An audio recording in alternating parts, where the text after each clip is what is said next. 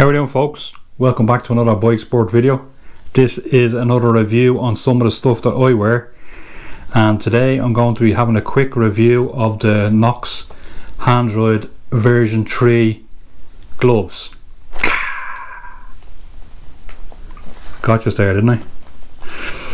These are, as I said, the Knox Handroids. Now the first thing you notice with these gloves is that they look like something straight out of the Terminator.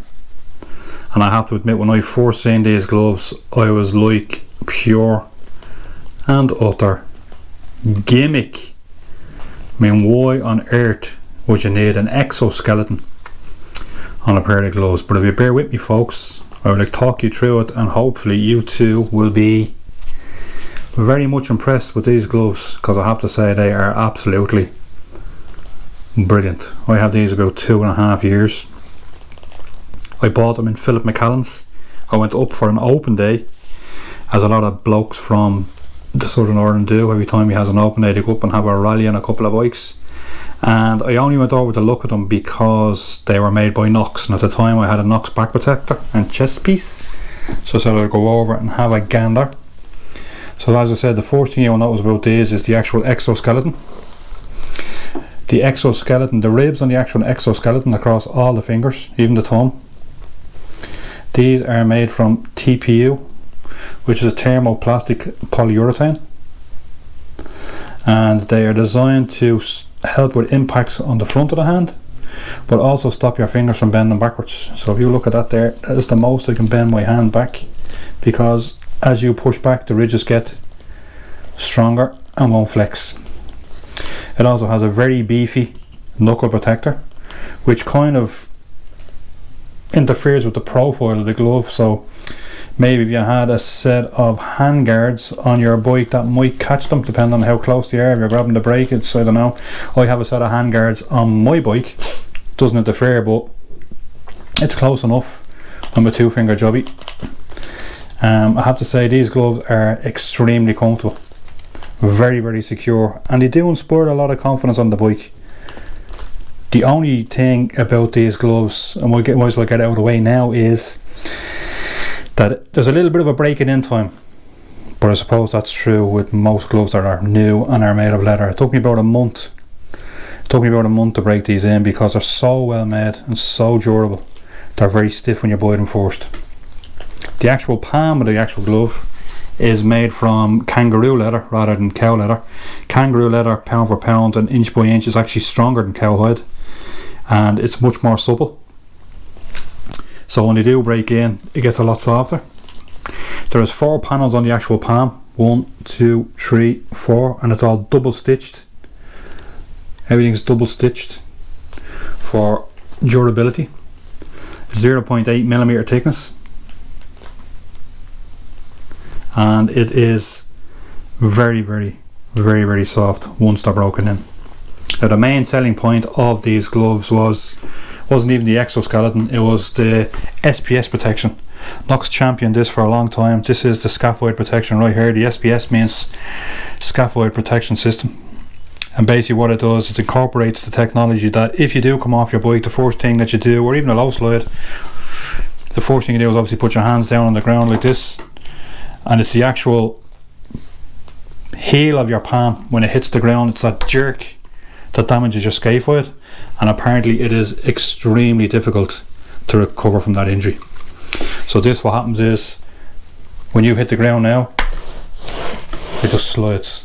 You hit the ground and you slide, which reduces that friction and the general jerk that does the damage to your scaphoid. If you damage your scaphoid, I know a lad who damaged his scaphoid, wasn't on a motorbike injury now, but he can't even play darts anymore, can't even do any gardening. He just never had healed. 2 or 3 surgeries later and he still gets pain. He's out on a bike now, but after 20 minutes he's in bits and he's shaking his hand and all the rest of it. Anywho, the other thing that Knox incorporates into this glove is the BOA lacing system, which is this bad boy here. So basically what happens is, you push down on the actual button here until it clicks, and you just twist. And as you can see, the side here, it gets stronger and stronger. I'll do that again to it. You open it back up, click it down, and if you watch the actual gauntlet, there's an actual guide on the side of it, so it goes from 0.5 all the way up to 15, and as you twist this you can actually see it getting tighter, so you'll know what's comfortable and what's not comfortable. I always have it on the tightest.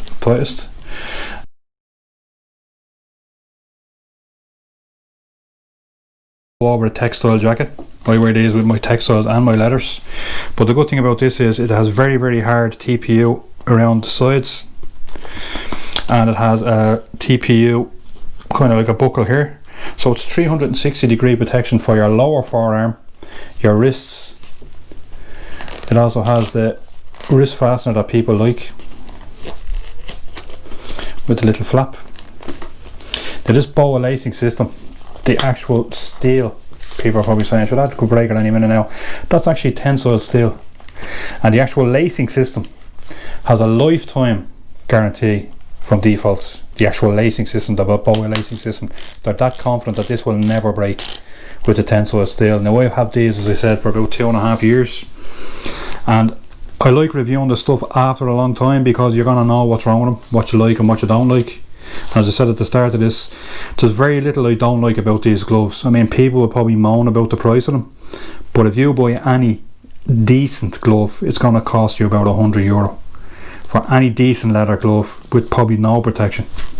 These cost me €200 when they came out, which is a lot of money, I'll be the first to admit it, but the level of protection is absolutely phenomenal. Absolutely phenomenal. The only other negative is probably, I don't know if I said this already, but there's a bit of a breaking in period on them. When I got these, it took me a good solid month of not everyday riding, but it took me a month to actually break them in, because they're so well made, they're so durable, they're actually quite stiff when you buy them new. But I put on a little bit of Chelsea dubbing around the actual leather just to break them in, and to be honest with you now, they're like a pair of slippers. They're really, really comfortable. I mean, the level of security is just phenomenal. Like, I'm one of these people who likes to buy the best I can afford. I can't always afford the best, but if I'm looking for a pair, if I was after a pair of these, I'd actually save to buy a pair of them rather than settle for something else. They are that good. When I bought these, you could only buy the black or black and white. Didn't want to buy the white because of the dirt and the bugs and all that. So now there's a newer version now that doesn't have this wrist velcro strap on it, and they've modified the bowing lace system now, so when you turn this, there's another wire that pulls in the wrist as well. Now obviously they're dearer, they come in more colours, they've refined it a little bit, but I have to say I can't buy a new pair because these are just still perfect. I actually really, really like these gloves, and actually you can see like the wear and tear on them after that length of time is very little. There's a little bit of discoloration on the palm, but that's more so from the rubber of the throttle, the handlebars, the rubber on the actual grips. But the kangaroo logo and all is still there. Tiny little bit of rubbing there, I don't know if you can see that, but it still has more or less exactly the way they are apart from the discoloration. Really, really good solid gloves.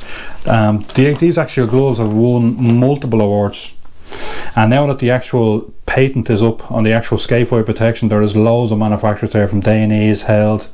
They all use this in their gloves now because the patent is up. That's how good this is. It's literally changed gloves. I mean, I could do without all this business here, although I think it looks cool. It wouldn't be for everybody. I mean, I can't see you wearing these in I can't see you wearing these on a cruiser going down the street now in a good Shadow 800. You'd look a bit, I don't know. But then again, I'd rather look bad with the protection than look good without it. As the old saying goes, you dress for the slide, don't dress for the ride. But phenomenal piece of tech. Really, really good. Now Knox also do a winter glove. They also do other gloves that don't have the actual exoskeleton on them, but do have the Scaphoid protection. So if you're not into all this business, you can actually buy these gloves. Not these particular gloves, but you can actually buy the Knox Scaphoid gloves without this exoskeleton on. But I mean, why would you? I mean, the protection for your whole hand is just absolutely brilliant. They come in sizes from small all the way up to 3XL, so even if you have shovel hands, these will do the business for you. And they have been tested by 15 independent labs. All the actual awards are on the actual Knox website. But I have to say, guys, if you're in the market for a really good set of gloves, you ride a sports bike or an adventure bike like I do, they're second to none. Now you probably get these ones cheap. These are version 3. I'll tell you get these cheaper online because the version 4s are out. As I said, there's just a couple of subtle differences with the version 4 over the version 3, but I have to say, what a super pair of gloves. I actually really like them and wouldn't be without them. The other gloves I wear if I'm not wearing these are the Held Air and Dry, which are a really good glove, but obviously don't have the same level as protection of this. So there we have it, guys, just a quick review of the Knox Handroids. Hope you like this video. If you do, give us a like, don't forget to subscribe, and please hit that thumbs up button, really helps the little channel grow. Remember those little guys, and hopefully I'll see you in a future video. Thanks a million, bye bye.